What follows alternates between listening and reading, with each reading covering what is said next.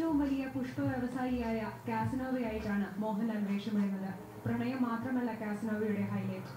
കിടിലൻ action രംഗങ്ങളും car ചേസിംഗും വിദേശ രാജ്യങ്ങളിലെ അതിമനോഹരമായ ലൊക്കേഷനുകളും പാട്ടുകളും വൻ താരനിരയുമെല്ലാം കാസനോവയുടെ ആകർഷണങ്ങളാണ്.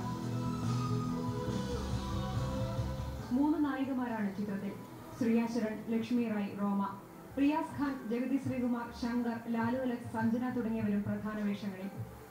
ബോബി സഞ്ജയ് തിരക്കഥയൊരുക്കുന്ന ചിത്രത്തിന്റെ ക്യാമറ ചലിപ്പിച്ചിരിക്കുന്നത് ജിം ഗണേഷ് ആണ്. സംഗീതം ഗോപി സുന്ദർ, ഗൗരി ലക്ഷ്മി, ആൽഫോൺസ്.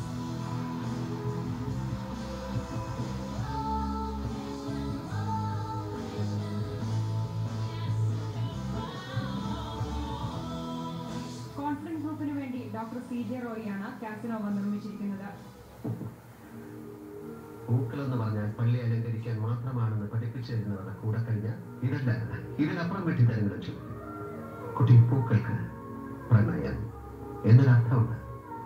ഞാനേ കന്യാസ്ത്രീ ആകുമ്പോന്നെയാളാ.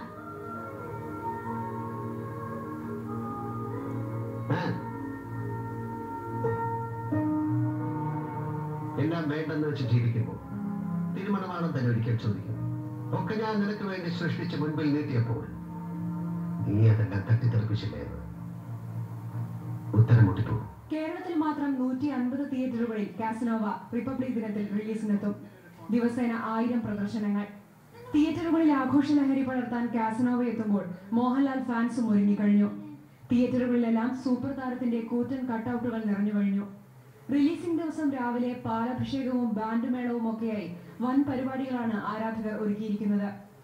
മലയാളത്തിലെ ഏറ്റവും മുതൽ മുടക്കുള്ള ചിത്രം എന്ന വിശേഷണവുമായി കാസനോവ എത്തുമ്പോൾ സിനിമാ ലോകവും ഏറെ പ്രതീക്ഷയിലാണ്.